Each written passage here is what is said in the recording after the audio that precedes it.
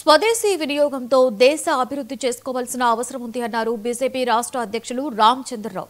దేశంలో గొప్ప మ్యానుఫ్యాక్చరింగ్ ఉందని, విదేశీ వస్తువుల మీద ఆధారపడడం తగ్గించుకోవాలని సూచించారు. స్వదేశీ, విదేశీ వస్తువులను వినియోగించుకోవడం దేశ ప్రజలు అలవాటు చేసుకోవాలని తెలిపారు.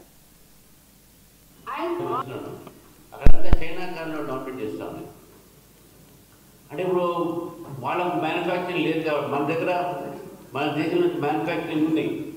నేను కారు ఎగ్జాంపుల్ చెప్పాను. చాలా వస్తువులు మన దగ్గర మ్యానుఫ్యాక్చరింగ్ మనం ఎంకరేజ్ చేయాలి. ఈరోజు చేనేతకు సంబంధించినటువంటి అనేక మగ్గాలు అన్నీ కూడా మూసుకుపోయాయి కదా. కానీ దాన్ని ఎంకరేజ్ చేయాల్సిన బాధ్యత మా అందరిది.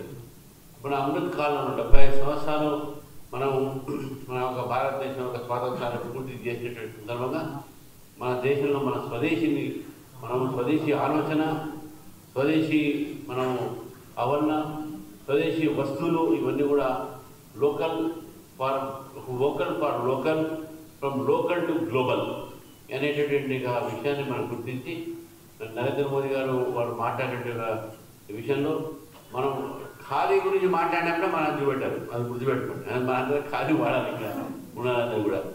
కాబట్టి ఖాదీని, స్వదేశీ వస్తువులు మనంతా కూడా ఎంకరేజ్ చేయాలి.